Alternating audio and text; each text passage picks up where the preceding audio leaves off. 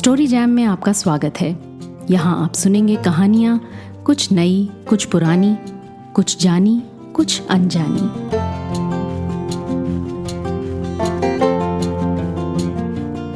आइए आज सुनते हैं राजेंद्र सिंह बेदी की लिखी कहानी गरम कोट।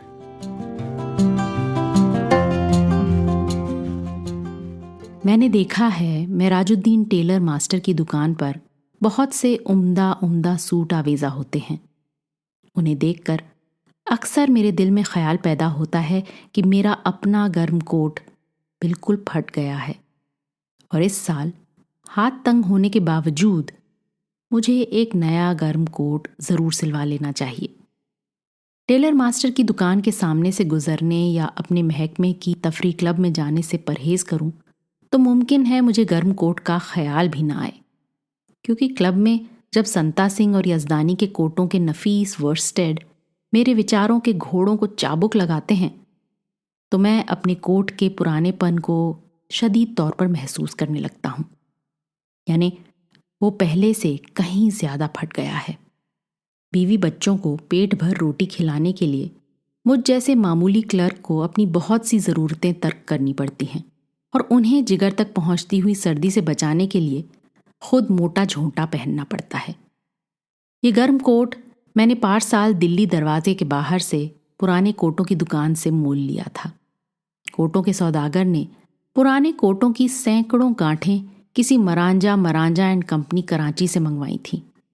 मेरे कोट में नकली सिल्क के अस्तर से बनी हुई अंदरूनी जेब के नीचे मरांजा एंड को का लेबल लगा हुआ था, मगर कोट मुझे मिला बहुत सस्ता। महंगा रोए एक बार, सस्ता रोए बार बार, और मेरा कोट हमेशा ही फटा रहता था। इसी दिसंबर की एक शाम को तफरी क्लब से वापस आते हुए मैं इरादतन अनारकली में से गुजरा। उस वक्त मेरी जेब में 10 रुपए का नोट था। आटा, दाल, ईंधन, बिजली, बीमा कंपनी के बिल चुका देने पर मेरे पास वही 10 का नोट बच रहा था। जेब में दाम हो तो अनारकली में से गुजरना मायूब नहीं। उस वक्त अपने आप पर गुस्सा भी नहीं आता, बल्कि अपनी जात कुछ भली मालूम होती है। उस वक्त अनारकली में चारों तरफ सूट ही सूट नजर आ रहे थे और साड़ियां। चंद साल से हर नत्थु खैरा सूट पहनने लगा है। मैंने सुना है गुजरे कुछ सालों से कई टन सोना हमारे मुल्क से बाहर चला गया है। शायद इसीलिए लोग जिस्मानी सजावट का ख्याल भी बहुत ज्यादा रखते हैं। नए नए सूट पहनना और खूब शान से रहना हमारी कंगाली का साफ साफ सबूत है। वरना जो लोग सचमुच अमीर हैं ऐसी शान शौकत और ऊपरी बनावट की परवाह नहीं करते। कपड़े की दुकान में वर्स्टेड के थानों के थान खुले पड़े थे। उन्हें देखते हुए मैंने कहा, क्या मैं इस महीने के बचे हुए 10 रुपयों में से कोट का कपड़ा खरीद कर बीवी बच्चों को भूखा मारूं? लेकिन कुछ अरसे के बाद मेरे दिल में नए कोट के नापाक ख्याल ने घर करना शुरू किया। मैं अपने पुराने गर्म कोट का बटन पकड़कर उसे बल देने लगा। चूंकि तेज तेज चलने से मेरे जिस्म में गर्मी आ गई थी, इसलिए मौसम की सर्दी और इस किस्म के बाहरी असर ने मेरे कोट खरीदने के इरादे को पूरा ना होने दिया। मुझे तो उस वक्त अपना वो कोट भी सरासर तकलीफदेह नजर आने लगा। ऐसा क्यों हुआ? मैंने कहा है, जो शख्स असल में अमीर हों वो बाहरी शान की जरा सी भी फिक्र नहीं करते। जो लोग सचमुच अमीर हों उन्हें तो फटा हुआ कोट भी, कमीज भी तकल्लुफ में दाखिल समझनी चाहिए। तो क्या मैं सचमुच अमीर था कि? मैंने घबराकर खुद से जिरहबाजी छोड़ दी और बमुश्किल 10 का नोट सही सलामत लिए घर पहुंचा। शम्मी मेरी बीवी मेरा इंतजार कर रही थी। आटा गूंदते हुए उसने आग फूंकनी शुरू कर दी। कमबख्त मंगल सिंह ने इस दफा लकड़ियां गीली भेजी थीं। आग जलने का नाम ही नहीं लेती थी। ज्यादा फूंक मारने से गीली लकड़ियों में से और भी ज्यादा धुआं उठा। शम्मी की आंखें लाल अंगारा हो गईं। उनसे पानी बहने लगा। कमबख्त कहीं का मंगल सिंह, मैंने कहा। इन भीगी आंखों के लिए मंगल सिंह तो क्या, मैं तमाम दुनिया से जंग करने को तैयार हूं। बहुत मुश्किलातों के बाद लकड़ियां आहिस्ता आहिस्ता चटकने लगी। आखिर उन भीगी आंखों के पानी ने मेरे गुस्से की आंख बुझा दी। शम्मी ने मेरे कंधों पर सर रखा और मेरे फटे हुए गर्म कोट में पतली पतली उंगलियां दाखिल करती हुई बोली, अब तो ये बिल्कुल काम का नहीं रहा। मैंने धीमी सी आवाज से कहा, हां, सी दूं यहां से? सी दो, अगर एक दो तार निकाल कर रफू कर दो तो क्या कहने हैं। कोट को उल्टाते हुए शम्मी बोली, अस्तर तो मुई टिड्डियां चाट रही हैं, नकली रेशम का है ना, ये देखिए। मैंने शम्मी से अपना कोट छीन लिया और कहा, मशीन के पास बैठने के बजाय तुम मेरे पास बैठो। शम्मी, देखती नहीं हो मैं दफ्तर से आ रहा हूं? ये काम तुम उस वक्त कर लेना जब मैं सो जाऊं। शम्मी मुस्कुराने लगी। वो शम्मी की मुस्कुराहट और मेरा फटा हुआ कोट। शम्मी ने कोट को खुद ही एक तरफ रख दिया, बोली, मैं खुद भी इस कोट की मरम्मत करते करते थक गई हूं। इसे मरम्मत करने में इस गीले ईंधन को जलाने की तरह जान मारनी पड़ती है, आंखें दुखने लगती हैं। आखिर आप अपने कोट के लिए कपड़ा क्यों नहीं खरीदते? मैं कुछ देर सोचता रहा। यूं तो मैं अपने कोट के लिए कपड़ा खरीदना गुनाह ख्याल करता था, मगर शम्मी की आंखें, इन आंखों को तकलीफ से बचाने के लिए मैं मंगल सिंह तो क्या, तमाम दुनिया से जंग करने पर आमादा हो जाऊं। वर्स्टेड के थानों के थान खरीद लूं। नए गर्म कोट के लिए कपड़ा खरीदने का ख्याल दिल में पैदा हुआ ही था कि पुष्पा मणि भागती हुई कहीं से आ गई। आते ही बरामदे में नाचने और गाने लगी। उसकी हरकतें कथकली की मुद्राओं से ज्यादा मजेदार थीं। मुझे देखते हुए पुष्पा मणि ने अपना नाच और गाना खत्म कर दिया। बोली, बाबूजी आप आ गए? आज टीचर ने कहा था मेज पोश के लिए दुसुती लाना और गर्म कपड़े पर काट सिखाई जाएंगी, गुनिया माप के लिए और गर्म कपड़ा। चूंकि उस वक्त मेरे गर्म कोट खरीदने की बात हो ही रही थी, शम्मी ने जोर से एक चपत उसके मुंह पर लगाई और बोली, इस जन्म जली को हर वक्त कुछ ना कुछ खरीदना ही होता है। मुश्किल से इन्हें कोट सिलवाने पर राजी कर रही हूं। वो पुष्पा मणि का रोना और मेरा नया कोट। मैंने आदत के खिलाफ ऊंची आवाज से कहा, शम्मी। शम्मी कांप गई। मैंने गुस्से से आंखें लाल करते हुए कहा, मेरे इस कोट की मरम्मत कर दो, अभी किसी तरह करो, ऐसे जैसे रो पीट कर मंगल सिंह की गीली लकड़ियां जला लेती हो। तुम्हारी आंखें, याद आया, देखो तो पुष्पा मणि कैसे रो रही है। पोपी बेटा, इधर आओ ना, इधर आओ मेरी बच्ची। क्या कहा था तुमने, बोलो तो? दुसुती, गुनिया माप के लिए और काट सीखने को गरम कपड़ा। बच्चू नन्हा भी तो ट्राइसिकल का राग अलापता और गुब्बारे के लिए मचलता सो गया होगा। उसे गुब्बारा न ले दोगी तो मेरा कोट सिल जाएगा, है ना? कितना रोया होगा बेचारा। शमी, कहाँ है बच्चू? जी सो रहा है, शमी ने सहमे हुए जवाब दिया। अगर मेरे गर्म कोट के लिए तुम इन मासूमों से ऐसा सुलूक करोगी तो मुझे तुम्हारी आंखों की परवाह ही क्या है। फिर मैंने दिल में कहा, क्या ये सब कुछ मेरे गर्म कोट के लिए हो रहा है? शम्मी सच्ची है या मैं सच्चा हूं? पहले मैंने कहा, दोनों। मगर जो सच्चा होता है उसका हाथ हमेशा ऊपर रहता है। मैंने खुद ही दबते हुए कहा, तुम खुद भी तो उस दिन काफूरी सफेद रंग के मीनाकार कांटे के लिए कह रही थी। हाँ जी, कह तो रही थी, मगर उस वक्त तो मुझे अपने गर्म कोट की जेब में 10 रुपए का नोट एक बड़ा खजाना मालूम हो रहा था। दूसरे दिन शम्मी ने मेरा कोट कोहनियों पर से रफू कर दिया। एक जगह जहां पर से कपड़ा बिल्कुल उड़ गया था, सफाई और एहतियात से काम लेने के बावजूद सिलाई पर बदनुमा सिलवटें पड़ने लगी। उस वक्त मेराजुद्दीन टेलर मास्टर की दुकान मेरे जहन में घूमने लगी और ये मेरे ख्यालों की मजबूती थी। मेरी यही सोच अक्सर मुझे मुसीबत में डाले रखती है। मैंने दिल में कहा, मेराजुद्दीन की दुकान पर ऐसे सूट भी तो होते हैं जिन पर सिलाई समेत 100 रुपये से भी ज़्यादा लागत आती है। मैं एक मामूली क्लर्क हूँ। उसकी दुकान में लटके हुए सूटों का ख्याल करना फिजूल है, फिजूल। मुझे फुर्सत में पाकर शम्मी मेरे पास आ बैठी और हम दोनों खरीदी जाने वाली चीज़ों की फहरिस्त बनाने लगे। जब माँ बाप इकट्ठे होते हैं तो बच्चे भी आ जाते हैं। पुष्पामणि और बच्चू आ गए, आंधी और बारिश की तरह शोर मचाते हुए। मैंने शम्मी को खुश करने के लिए नहीं, बल्कि यूं ही काफूरी सफ़ेद रंग के मीनाकार कांटे सबसे पहले लिखे। अचानक रसोई की तरफ मेरी नज़र उठी। चूल्हे में लकड़ियां धड़ धड़ जल रही थीं और उधर शम्मी की आंखें भी 2 चमकते हुए सितारों की तरह रोशन थीं। मालूम हुआ कि मंगल सिंह गीली लकड़ियां वापस ले गया है। शम्मी ने कहा, वो शहतूत के डंडे जल रहे हैं और खोखा। और उपले? जी हाँ, उपले भी। मंगल सिंह देवता है। शायद मैं भी जल्द ही गर्म कोट के लिए अच्छा सा वर्स्टेड खरीद लूं, ताकि तुम्हारी आंखें यूं ही चमकती रहें, उन्हें तकलीफ ना हो। इस माह की तनख्वाह में गुंजाइश नहीं, अगले माह जरूर जरूर।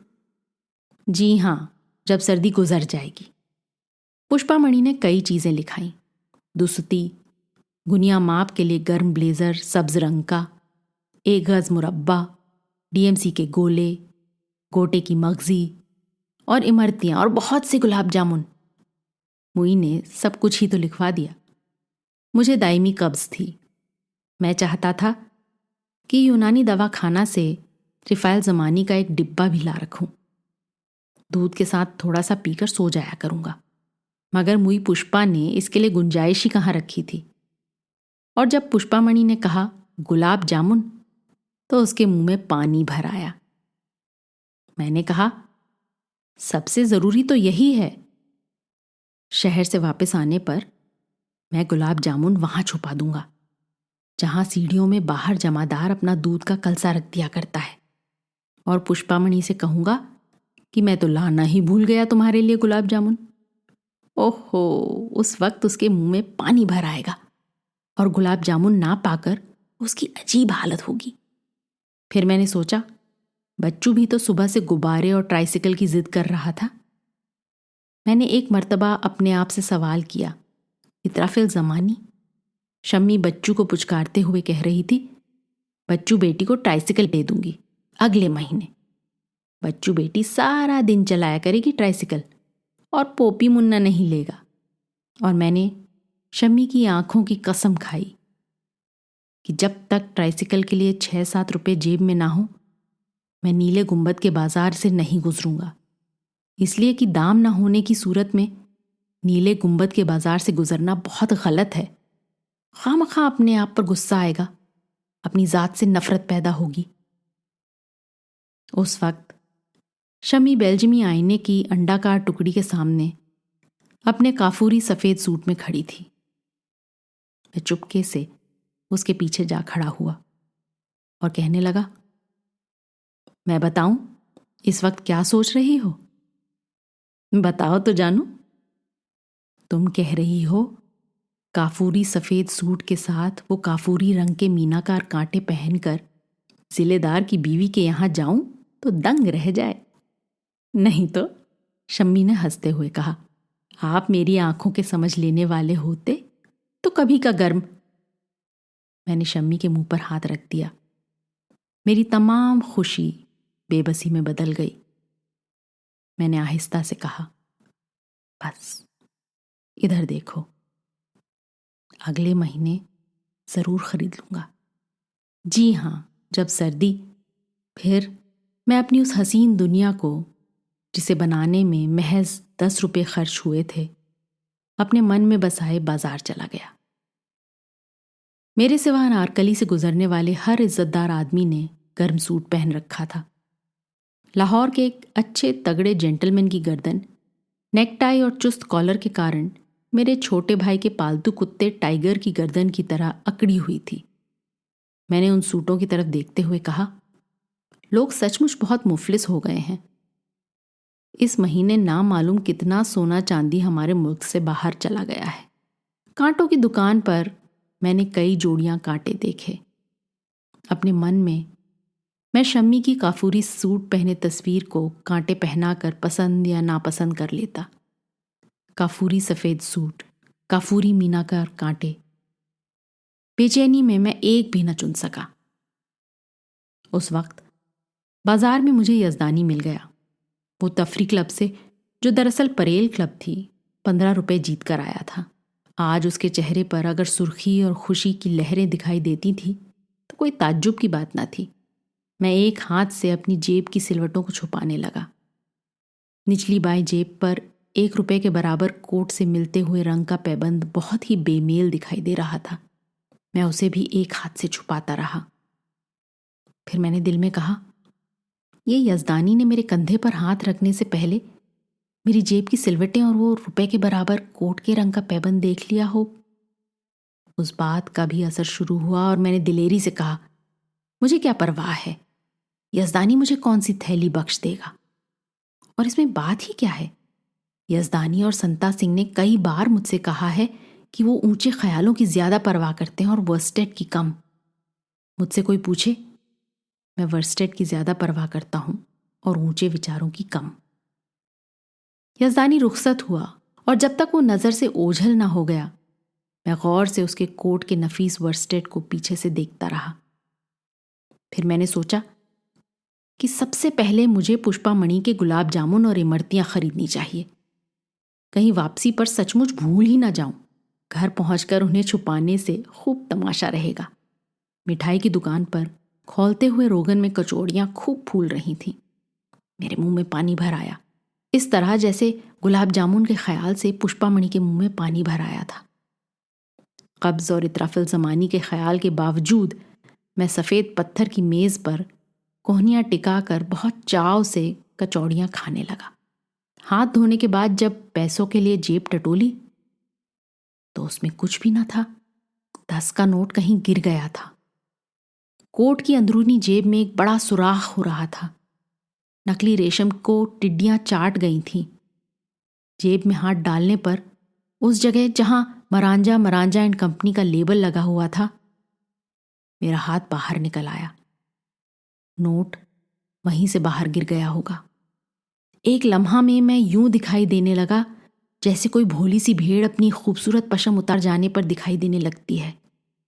हलवाई भांप गया, खुद ही बोला, कोई बात नहीं बाबूजी, पैसे कल आ जाएंगे। मैं कुछ ना बोला, कुछ बोल ही ना सका।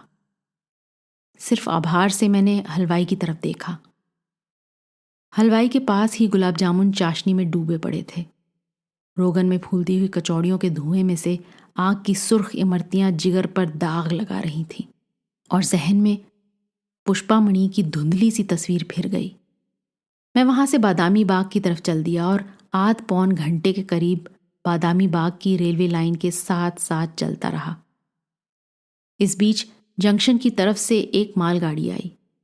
उसके 5 मिनट बाद एक शंट करता हुआ इंजन, जिसमें से दहकते हुए सुर्ख लाल कोयले लाइन पर गिर रहे थे। मगर उस वक्त करीब ही की सॉल्ट रिफाइनरी से बहुत से मजदूर ओवरटाइम लगाकर वापस लौट रहे थे। मैं लाइन के साथ साथ दरिया के पुल की तरफ चल दिया। चांदनी रात में सर्दी के बावजूद कॉलेज के चंद मनचले नौजवान कश्ती चला रहे थे। कुदरत ने अजीब सजा दी है मुझे, मैंने कहा। पुष्पा मणि के लिए गोटे की मगजी, दुसुती, गुलाब जामुन और शम्मी के लिए काफूरी मीनाकार कांटे ना खरीदने से बढ़कर कोई गुनाह हो सकता है? किस बेरहमी और बेदर्दी से मेरी एक हसीन मगर बहुत सस्ती सी दुनिया बर्बाद कर दी गई। जी तो करता है कि मैं भी कुदरत का एक शाहकार तोड़ फोड़ के रख दूं। मगर पानी में कश्ती पर से एक लड़का कह रहा था, इस मौसम में तो रावी का पानी घुटने घुटने से ज्यादा कहीं नहीं होता। सारा पानी तो ऊपर से अपरबारी दुआब ले लेती है। और यूं भी आजकल पहाड़ों पर बर्फ नहीं पिघलती, दूसरे ने कहा। मैं लाचार घर की तरफ लौटा और निहायत उदास मन से जंजीर हिलाई। मेरी ख्वाहिश और अंदाजे के मुताबिक पुष्पा मणि और बच्चू नन्हा बहुत देर हुई दहलीज से उठकर बिस्तरों में जा सोए थे। शम्मी चूल्हे के पास शहतूत के बुझे से कोयलों को तापती हुई कई बार ऊँघी और कई बार चौंकी थी। वो मुझे खाली हाथ देखकर ठिठक गई। उसके सामने मैंने चोर जेब के अंदर हाथ डाला और लेबल के नीचे से निकाल लिया।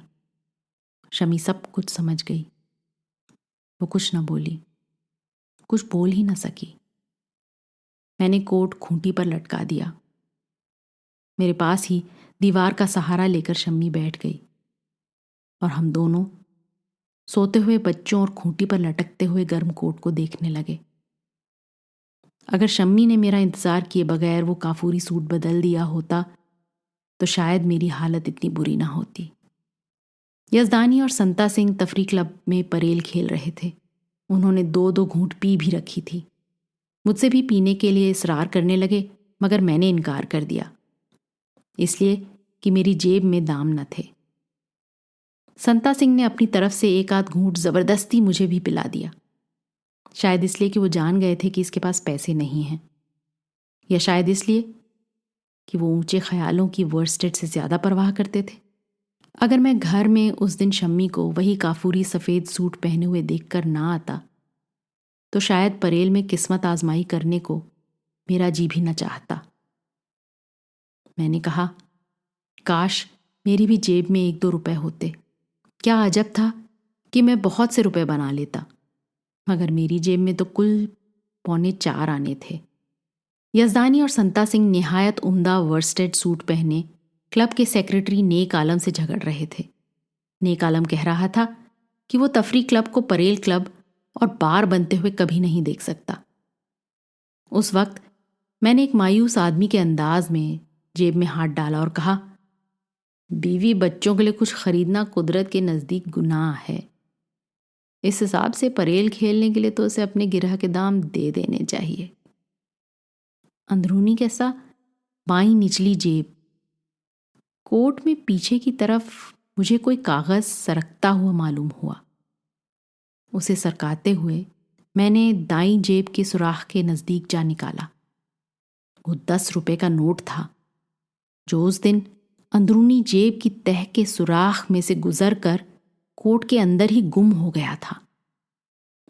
उस दिन मैंने कुदरत से बदला लिया।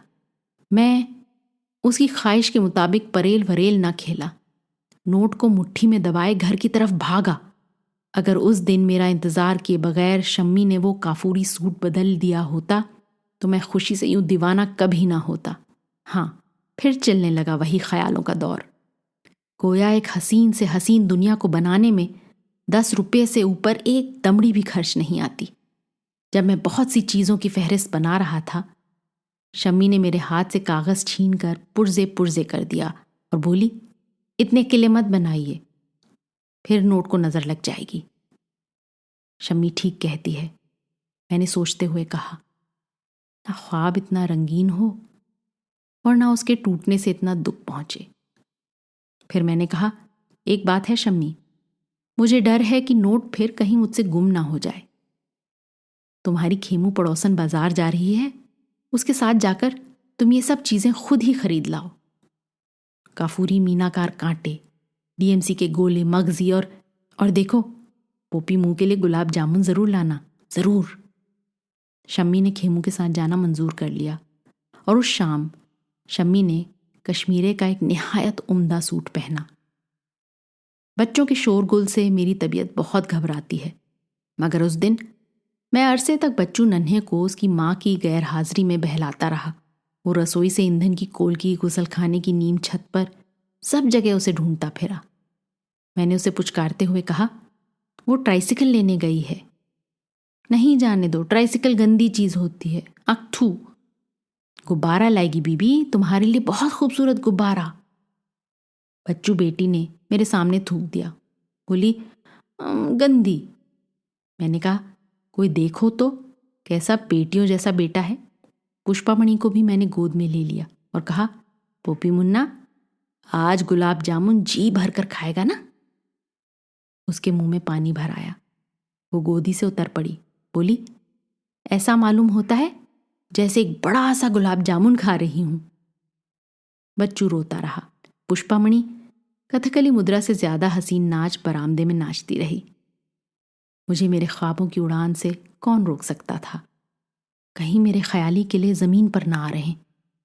इसी डर से तो मैंने शम्मी को बाजार भेजा था।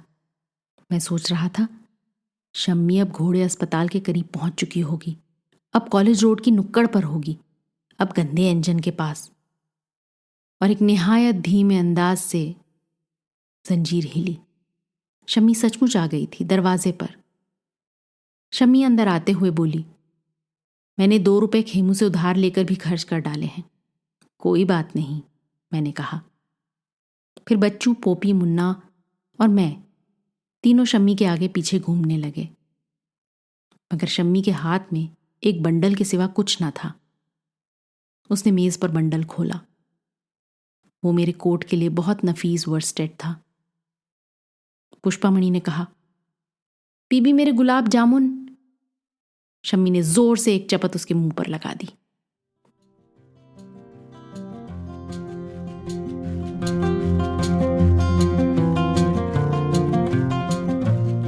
आज की कहानी आपको कैसी लगी अपने कमेंट्स जरूर लिखिएगा। साथ ही सब्सक्राइब कीजिएगा। आपके फैमिली और फ्रेंड्स में आप जैसे ही कहानियों के शौकीन कदरदान और हैं, उन्हें ये कहानी व्हाट्सएप पर फॉरवर्ड करें।